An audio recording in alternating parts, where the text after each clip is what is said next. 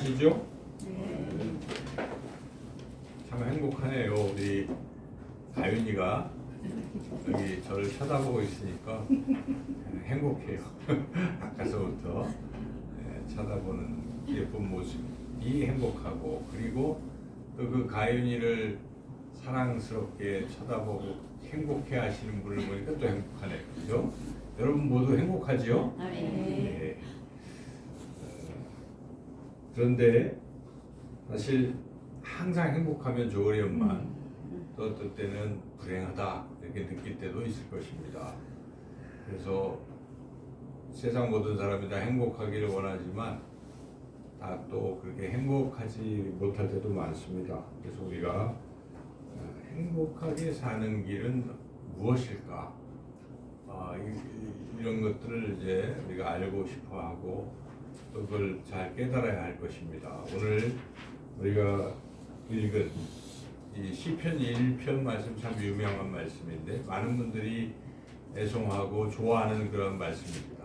이 시편 1편 말씀은 바로 어떻게 하면 행복하게 살 수 있을까 하는 것을 우리에게 잘 알려주는 그런 귀한 말씀입니다.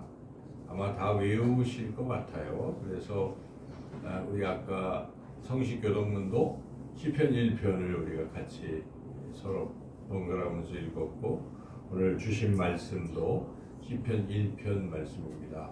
이 잘 알고 있는 이 귀한 말씀을 통해서 우리가 행복하게 사는 길이 무엇일까? 어떻게 하면 행복하게 살 수 있을까? 함께 은혜를 나누고자 합니다.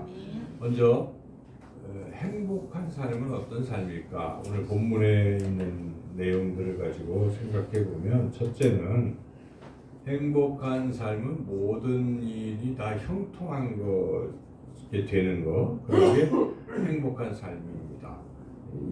우리 3절 한번 같이 읽어보겠습니다. 그는 시냇가에 심은 나무가 철을 따라 열매를 맺으며 그 잎사귀가 마르지 아니한 같으니 그가 하는 모든 일이 다 형통하리로다. 그가 하는 모든 일이 다 형통하리로다. 줄이면 만사, 형통 이렇게 줄일 수 있죠. 그래서 우리가 하는 일마다 잘 되면, 잘 풀리고 잘 되면 행복하지 않을 수가 없죠. 그런데 하는 일이 잘 안 풀릴 때도 있고 안 될 때도 있고, 그래서 애타기도 하고 근심, 걱정 그렇게 되는 거죠. 모든 일이 다 형통한 것이 행복한 삶이 한 중요한 요소가 될 것입니다. 시인은 행복한 삶을 시냇가에 심은 나무처럼 그런 것처럼 비유를 했죠. 그래서 당시에 팔레스타인 지역에는 이렇게 뭐 나무들이 자랄 수 있는데, 지역이 이렇게 그 사막 같은 광야 같은 것도 있고 그렇습니다. 대부분 땅들이 그런 거죠. 그래서 비가 이제 왜 그러냐면 그 땅은 비가 올 때가 있고 안 올 때가 있는 게 이렇게 굉장히 심합니다. 그래서 우기 때는 뭐 비가 오니까 괜찮은데 건기에 접어들면 오랫동안 몇 달, 뭐 6개월 이렇게 비가 안 오니까 사막처럼 마르고 이런 거죠. 그런 가운데 그곳에서 자라는 나무는 별로 열매를 기대하기가 어려울 것입니다. 그러나 이 시냇가에 이렇게 나무가 심겨 있으면 어떨까요? 시냇물이 마르지 아니하고 항상 시냇물을 공급받아서 잎사귀가 항상 푸르고 사시사철 열매를 맺게 된다 하는 것이죠. 우리가 그것을 상상해 본다면 그런 시냇가에 심은 나무는 정말 형통하다 볼 수가 있고, 바로 그런 것이 행복한 길이다 생각할 수가 있습니다. 이에 반해서 불행한 삶, 오늘 본문은 행복한 것과 불행한 것을 대조적으로 자꾸 보여주고 있는데, 불행한 삶은 어떤 삶입니까? 4절에 이어지고 있어요. 4절을 같이 한번 읽어보겠습니다. 악인들은 그렇지 아니하며 오직 바람에 나는 겨와 같도다. 악인들의 삶은 불행한 삶은 바람에 나는 겨에 비유하고 있습니다. 여러분 바람에 나는 겨는 어떤 것일까요? 그냥 가만히 있을 때는 괜찮은데 바람이 불면 날아가 버리고 사라져 버리는 것이죠. 없어지는 것입니다. 그런데 이에 대조적으로 시냇가에 심은 나무와 대조를 해보면 시냇가에 심은 나무는 열매도 많이 맺지만 그 땅에 뿌리를 아주 깊이 내리고 있기 때문에 바람이 불어도 흔들리지 않는 것이죠. 항상 그 자리에 서 있을 수가 있는데 겨는 그냥 바람에 환경이 어려워지고 뭐 이래버리면 존재조차 사라지는 그런 휙 날아가 버리는 그러한 존재라는 것입니다. 그 참 불행한 것이죠. 겉으로 볼 때는 괜찮았는데 환경이 어려워지면 금방 불행해지는 것. 그리고 또 겨라는 것은 이 성경에 보면은 알곡이라는 게 있고 쭉정이가 있습니다. 쭉정이가 겨예요. 그렇죠, 여러분? 이렇게 쌀 같은 거 보면 겉에 두르고 있는 속에 아무것도 없는 그 겨라고 하잖아요. 겨. 그래서 나중에 추수할 때 알곡은 어떻게 합니까? 곡간에 모아들이고 그러나 겨는 그냥 태워버리고 또 역시 사라지는 것이죠. 그러니까 아무짝에 쓸모가 없는 존재라는 것입니다. 삶 자체가 그렇게 존재 가치가 없는 그러한 삶은 정말 불행한 삶이 될 것입니다. 우리가 살면서 그래도 의미가 있는 것은 내가 있어서 나를 필요로 하기 때문에 행복하잖아요. 내가 만약에 있으나 마나 하면은 좀 견디기 어렵습니다. 직장 생활을 하는데 저 사람은 없어도 돼 이렇게 돼버리면 그 좀 애매하잖아요. 월급은 받는데 저 사람은 없어도 되는 존재면 자기가 민망하잖아요. 돈만 받고. 그래서 사람은 항상 존재 가치가 있어야 되는데 이렇게 바람에 나는 겨와 같은 것은 존재 가치가 없는 불행한 삶이 된다는 것이죠. 또 이 행복한 삶이라는 것은 하는 일이 잘 되는 것 뿐만 아니라 또 이 6절에 보면은 뭐라고 되어 있습니까? 6절을 같이 한번 읽어보겠습니다. 5절부터 먼저 읽겠습니다. 5절. 네, 5절. 그러므로 악인들은 심판을 견디지 못하며 죄인들이 의인들의 모임에 들지 못하리로다. 네, 여기는 그냥 악인들만 나와 있는데 의인들은 반대로 생각해 보면 그런 삶이죠. 그러니까 악인들은 심판을 견디지 못한다. 심판, 여기 말하는 심판은 아마도 최후의 심판을 말하겠죠. 최후의 심판. 그래서 마지막 심판 때에 견디지 못한다는 뜻은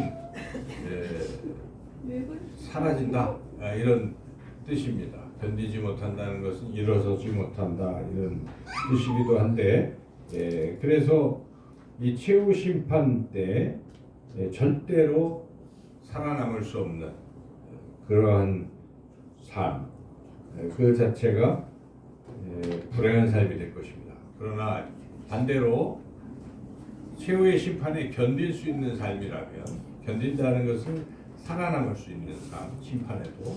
그래서 살아남아서 영원히 하나님과 함께 하나님 나라에서 영원히 살 수 있는 삶이 행복한 삶이라 하는 것이죠.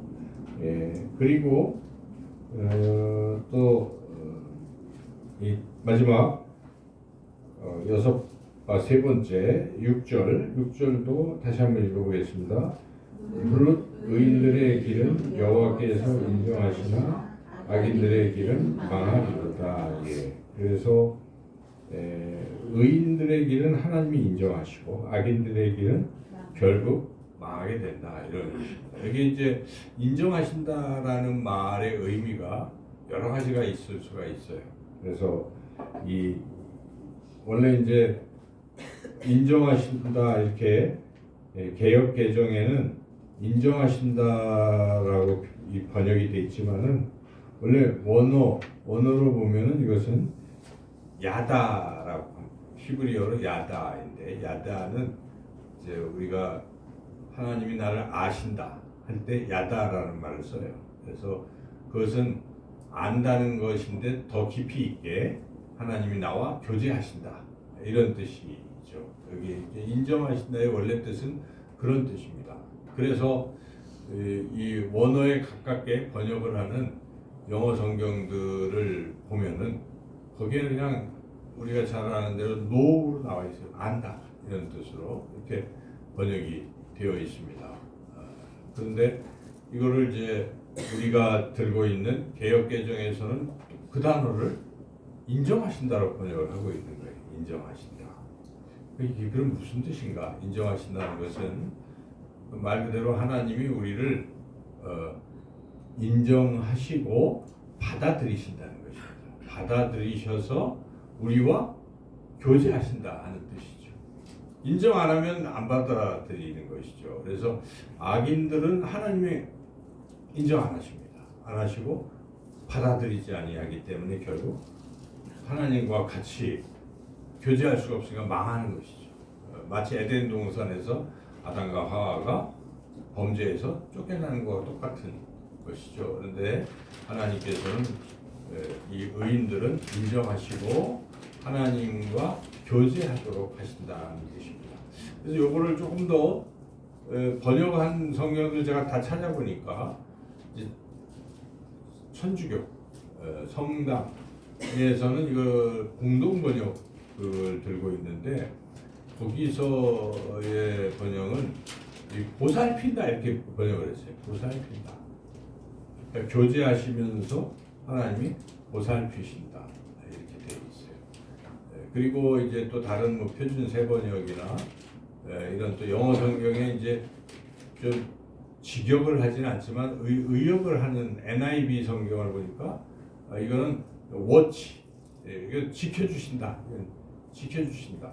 그러니까 이런 뜻들을 종합해 보면 여기에 인정하신다는 것은 그 가장 핵심적인 뜻은 원어 그대로 하나님이 나와 함께 하시면서 나와 교제하신다 하는 그런 뜻인데, 교제하시면서 하나님이 나를 돌보시고 지켜주시고 그리고 나의 삶을 인정해 주시고 이런 뜻이라고 볼 수가 있겠죠. 그래서 여기에 그렇게 하나님이 나를 이렇게 버리고 이런, 그것은 멸망의 길이지만은 불행한 삶이지만, 하나님과 상관없는 삶은 불행한 삶이지만 이렇게 하나님이 인정하시고 나와 교제하시고 나를 돌보시고 나를 지켜주시는 이러한 삶이야말로 가장 행복한 삶이라 하는 것입니다. 여러분 그렇죠? 네. 우리 가윤이가 참 사랑스러운 솔로 같네. 그래서 가윤이가 만약 지금 이렇게 가족들이 관심이 없고 해버리면 불행해져요, 그죠?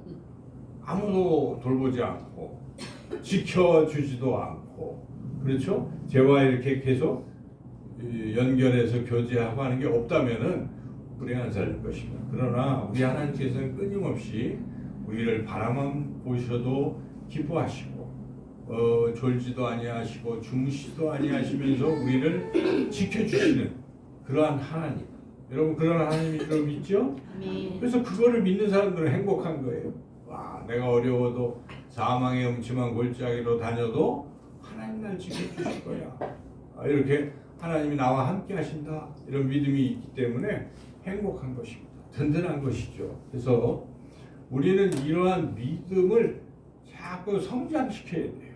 그러면 행복해질 수 있다는 것입니다. 여러분 살면서 환경이 뭐 좋다고 행복한 게 아니에요. 환경이 안 좋아도 하나님 한 분만 계시면 다 해결되기 때문에 하나님 한 분만으로 만족할 수 있는 것입니다. 하나님이 나와 함께 하신다는 믿음만 내 안에, 그 믿음이 크다면 나는 견딜 수 있고 행복할 수 있다는 것이죠. 그래서 행복과 불행에 대한 정의를 오늘 시편 1편 말씀은 이렇게 크게 세 가지를 말씀하고 있어요. 그래서 하는 일이 잘 된다, 형통하다, 그리고 최후의 심판 때 하나님이 나를 붙드시고 그리고 영원한 하나님 나라로 인도해 주실 것이고, 삶의 과정에서도 하나님께서 나와 함께 하시고 인정하시고 지켜주신다. 이것이 바로 행복이다 하는 것입니다. 불행한 삶은 결국 하나님 없이 살다가 망하는 것이 불행한 삶입니다. 그런데 사람들은 행복을 추구할 때도 하나님을 빼고 그냥 행복하려고만 해요. 그러니까 어떻게 합니까? 이 행복의 요소를 모든 것이 잘 가지고 내가 돈을 많이 갖고 또 뭐 이것을 행복으로만 정의해 놓고 이거를 얻기 위해서 수단과 방법을 가리지 않는 거예요. 사람들 그 행복을 추구하면서. 그래서 어떻게 살아갑니까? 모든 불법을 동원합니다. 막 이렇게 가죠. 그래서 제가 그 보니까 자료를 찾다 보니까 그런 사람이 어떤 사람이 있을까? 불행한 사람. 정태수라는 사람이 있어요. 정태수. 혹시 기억하십니까? 정태수 씨 한복그룹을 이렇게 한 사람인데 겉으로 보기에는 행복할 것 같은데요. 정태수 씨 95세까지 살았어요. 오래 살았어요. 그런데 그 삶을 보면 불행한 삶이에요. 그래서 처음에는 뭐 세무공무원 하다가 이제 뭐 이렇게 뭘 했는지 거의 다 보면은 나중에 드러나는 것은 불법, 부정, 뭐 아주 악한 것으로 돈을 모으고 그렇게 해서 결국 국내의 14번째 기업으로 일궜긴 했는데 한복으로 일궜는데 1997년 IMF 터졌을 때에 그 다 망했어요. 그런데 그 과정에서 드러났어요. 굉장한 불법으로 대출받고 다 자기 돈도 아닌 것들로 막 이렇게 해서 나중에 추징금 뭐 한 2천 몇 억인데 뭐 갚기는커녕 감옥에 있었는데 그것도 또 불법으로 아프다 이렇게 얘기를 해가지고 뭐 일본에 치료를 받으러 간다 하면서 도망가 버렸어요. 그래가지고 찾지를 못했어요. 그래서 전 세계에 도망 다니는데 자기 이름도 없애버리고 그래가지고 숨어서 근데 그 비리 중에 어떤 걸 보면은 학교에 막 그 교비 뭐 거둔 돈을 자기 착복을 하거나 그래서 그야말로 그 비리가 아주 그런 것들이죠. 근데 그런 삶으로 그냥 불법, 부정 뭐 이런 뭐 악한 것으로 점철됐는데 어쨌든 겉으로 보기엔 돈을 가지고 있는 것이죠. 남의 돈이지만 가지고 있고 생명도 연장이 돼요. 95세에 죽었으니까 얼마나 남자가 95세면 오래 살았죠. 근데 나중에 그 에콰도르에서 이름도 이제 가짜 이름을 가지고 살다가 무연고자가 됐어요. 그래서 그냥 장례할 때는 아무도 접근을 못 하잖아요. 뻔히 알아도. 그래서 그냥 그렇게 쓸쓸히 화장으로 생을 마감한 것인데 과연 그런 인생이 행복한 인생일까? 겉으로는 돈도 있고 나름 하지만 늘 숨어서 이름도 없이 살다가 마지막을 그렇게 마치고 그 이후의 삶이 어떻게 했습니까? 과연 하나님이 그 삶을 인정했을까요? 인정하지 않았을 것입니다. 그래서 우리가 이 삶의 모습이 정말 어떻게 살아야 될까? 한번 생각을 해봐야 되겠어요. 행복한 삶은 어떤 삶일까? 어떻게 하면 우리는 행복한 삶을 살 수 있는 것인가? 첫째는 그런 식으로 하나님을 없다고 생각하고 수단과 방법을 가리지 않고 어쨌든 목적만 달성하면 된다는 그런 삶은 절대로 행복한 삶이 될 수 없어요. 그래서 그러한 삶을 동경하거나 그러한 삶을 쫓아가서는 안 된다는 것입니다. 그래서 1절에 그런 삶을 살지 말라라고 그렇게 살면 행복한 삶이 될 수 없다라고 경고하고 있는 것이죠. 1절 읽어보겠습니다. 복 있는 사람은 악인들의 꾀를 따르지 아니하며 죄인들의 길에 서지 아니하며 오만한 자들의 자리에 앉지 아니하고 또 비슷한 얘기인데 이게 이제 점층적으로 점점 강조를 하고 있어요. 처음에는 따라가다가 또 섰다가 거기에 완전히 눌러 앉아버리는 거 아니에요. 우리가 죄의 길에 갈 때 누가 살살 부르잖아요. 일로 가보면은 뭐 돈이 돼. 일로 가면은 뭐 해가지고 우 따라가요, 그죠? 근데 이제 몸을 서가지고 거기서 이제 뭔가 계속 진행하는 거예요. 그러다가 아예 자리에 눌러앉는 이제 이렇게 점층법을 쓴 것 같아요. 그래서 시인이. 그래서 그만큼 악이라는 것은 빠져나가기 어렵습니다. 처음에는 그냥 따라갔지만 점점 깊이 되면 거기에 확 빠져서 벗어날 길이 없게 되는 것이죠. 그래서 우리가 살면서 이것이 겉으로 돈도 많이 벌게 하고 또 이것이 뭐 한 길것처럼 보일지라도 옳지 않으면 따라가서는 안 돼요. 결국은 망하게 된다는 것입니다. 멸망의 길로 가고 만다는 것이죠. 네, 우리 대한민국 대통령들 제가 한번 쭉 생각해 봤어요. 참 불행한 삶들이에요. 그죠? 초대 대통령은 어땠습니까? 부정선거로 망명해버렸어요. 그냥 도망가버렸어요. 안 되잖아요. 여기 살 수가 없는. 그렇게 하고 또 그 다음에 뭐 쿠데타를 일으켜서 나름 막 장기 집권해서 유신 뭐 해가지고 오래 갈까 했는데 총에 맞아서 총살됐어요. 그냥 살해됐어요. 그리고 맞췄잖아요. 그 뒤에 또 군인들을 끌고 뭘 해서 임기는 맞춘 듯 했지만 나중에 어떻게 됐습니까? 법의 심판을 받아가지고 한 사람은 사형, 한 사람은 무기징역. 그리고 그 뒤에 또 임기를 마친 듯 했더니 알고 보니까 부정부패가 있어가지고 또 감옥에 가고 또 어떤 사람은 또 탄핵되고 참 그런 걸 우리가 생각을 해보면 바르지 못하게 수단과 방법을 가리지 않고 어쨌든 정권을 잡고 뭐 하고 하는 이런 모든 일들은 하나님 다 보고 계시기 때문에 때가 되면 밝혀지는 것입니다. 그래서 결국 그 끝이 무엇입니까? 망하는 겁니다. 여기에 악인의 길은 망한다라고 시편 기자가 분명히 증언하고 있어요. 그래서 우리가 끝까지 봐야 돼요. 우리 인생은 끝까지 봐야 됩니다. 끝이 좋아야 되는 것입니다. 그 과정에 수단과 방법을 가리지 않는 그런 삶이 아니라 그런 삶을 동경하거나 따라가서는 행복할 수가 없다는 것입니다. 그런데 많은 사람들은 그게 겉으로 보기에 좋으니까 그래도 한번 해봐야지 하고 가는 거예요. 근데 결국 그 끝이 결코 행복의 길이 아니다 하는 것을 우리가 늘 명심해야 될 것입니다. 그렇다면 우리는 어떻게 해야 행복한 길로 갈 수 있는가? 2절에 바로 그 답이 나와 있는 것입니다. 오늘 시편 1편 말씀의 핵심적 주제는 2절일 것입니다. 2절을 같이 한번 읽어보겠습니다.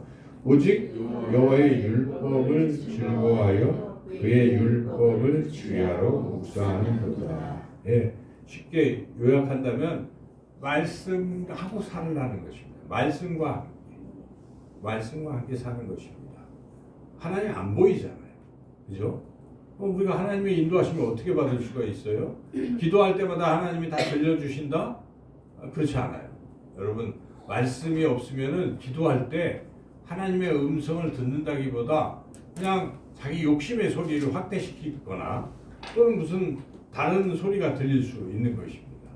그래서 우리는 진짜 하나님의 말씀을 듣고 싶으면 하나님의 말씀인 성경을 읽어야 돼요. 하나님 주신 거예요. 하나님 말씀을 이걸로 주셨기 때문에 여기에 모든 해답이 있는 것입니다. 이 말씀이 내 인생의 등불이 되는 것입니다. 빛입니다.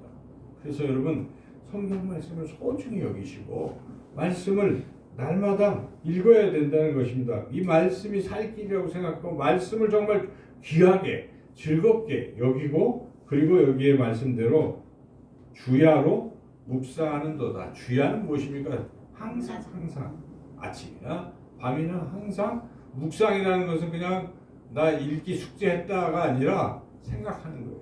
그래서 오늘 우리가 말씀을 이제 신명기 9장 말씀을 읽었다. 그러면 그 가운데 어떤 한 절의 말씀이 나에게 정말 은혜가 된다 그러면 여러분 어떻습니까? 계속 하루 종일 생각하고 그 말씀이 그러면 능력이 되는 것이죠. 이렇게 말씀대로 살면요 이런 멸망의 길로 절대로 갈 수가 없다는 것이죠. 저는 우리 기독교인의 가장 그래도 우리 대한민국에서 존경할 만한 분, 우리가 따라갈 만한 분은 손양원 목사님이라고 생각합니다. 손양원 목사님은 비록 짧게 살았어요. 48에 생을 마감했지만은 그분이 이제 젊은 시절에 일제 시대 때 이렇게 전도사를 마치고 이제 목사 안수 받기 전에 이제 사역을 하러 나간 곳이 그 나병 환자들이 있는 곳에 가서 부임을 해서 그 여수 거기에 애양원에 가서 이제 하신 것이죠. 그런데 가서 보니까 살인 사건이 일어났어요. 이 간호사들이 전염된다고 거기 들어가는데 막 신문지를 깔아놓고 이렇게 하니까 그 중에 약간 과격한 정신이 좀 이상한 한 사람이 뭘 던졌는데 목침을 뭐 어떻게 던졌는데 간호사가 그만 죽었어요. 이런 상황이었어요. 그때 이 손양원 전도사님이 거기에 부임한 거예요. 그래서 그런데 그런 사건이 있을 때 하나님 앞에 기도하고 늘 이 손양원 목사님은 기도하시고 말씀을 보고 이렇게 살아가신 분이니까 그래서 하나님의 음성을 듣고 거기에 맨발로 신문지 이런 거 가지고 맨발로 가는 거예요. 맨발로 들어가서 그 나병 환자 바로 그분을 만나고 그래서 그분의 그 상처의 고름을 입으로 이렇게 빨고 이제 그리고 치료하고 이렇게 된 거예요. 그러면서 그분들이 하나씩 둘씩 마음의 문을 열고 거기서 이제 그 환우들을 이제 사랑으로 복음을 전하고 또 이렇게 거기서 이제 사역을 한 거죠. 그렇게 하다가 이제 신사참배가 있었잖아요. 몇 년 뒤에 일제 시대 때 그때 주기철 목사님하고 똑같이 거부하고 그래서 옥중에서 고초받다가 눈이 거의 실명의 지경에 이를 정도로 이제 그랬는데 해방이 돼서 다시 이제 또 사역을 계속하던 중에 우리나라가 이제 해방이 됐지만은 1948년에 이 당시 막 좌우 이게 갈등이 심해가지고 결국 그 이쪽은 우익이니까 손양원 목사님 쪽 아들들이 근데 저쪽에 좌익이 죽인 거죠. 그래서 그런데 잘 아시는 것처럼 두 아들을 죽인 그 청년을 또 찾아가서 이렇게 용서하고 양아들 삼고 계속 하는 거예요. 거기서 그 애양원에서 하시는데 6.25 전쟁이 난 거예요. 1950년에 전쟁이 나서 그런데 다 피신하라고 그러는데 손양원 목사님은 어떻게 내가 이분들을 두고 떠날 수 있겠냐 하고 있다가 공산군이 밀려와서 거기서 순교한 것입니다. 그래서 우리가 그게 다 사실이니까 국가에서도 그 훈장을 수여할 정도로 다 인정받은 것입니다. 그 나이가 48이신 거예요. 그때 나이. 그러니까 우리가 흔히 사랑의 원자탄 그런 말을 하잖아요. 그러니까 우리 기독교인들 중에 가장 자랑스러운 분 같아요. 대한민국에서 가장 목사다운 목사요. 그리스도인다운 그리스도인인 것입니다. 자, 그런 삶이 참 세상 사람들 눈에 보면 비참하고 뭐 고생하고 단명하고 그 고통 속에 살아간 것처럼 보이지만 하나님이 누구를 인정하시겠습니까? 하나님이 인정하시는 그러한 삶, 인정하시는 사람은 아마 손양원 목사님일 것입니다. 우리는 비록 이 세상에서 때로는 힘들고 어렵더라도 이 세상은 어차피 나그네와 같은 짧은 생애입니다. 우리에게는 영원히 있다는 것을 생각하고 우리 삶 가운데 항상 하나님이 인정하시는 그러한 삶을 생각하고 또 하나님 나와 함께 하시고 나를 돌보신다는 믿음을 가지고 여러분 하나님의 말씀, 성경 말씀을 날마다 읽으시고 들을 때마다 또 순종하고 그렇게 살아가서 행복한 삶을 살아가시는 우리 모두가 되시기를 주님의 이름으로 축원합니다. 하나님, 저희들이 늘 부족하지만 이 말씀을 우리가 읽고 생각하면 이 말씀이 과연 우리를 행복으로 이끄는 그러한 것임을 깨닫습니다. 하나님, 이제 우리가 신명기 말씀을 읽고 있사온데 이 구약 성경 올해 안에 잘 읽고 그 한 절 한 절 깊이 묵상하며 말씀대로 실천해서 행복한 삶을, 영원한 삶을 살아가는 우리 모두가 되게 하여 주시옵소서. 예수님의 이름으로 기도드리옵나이다. 아멘.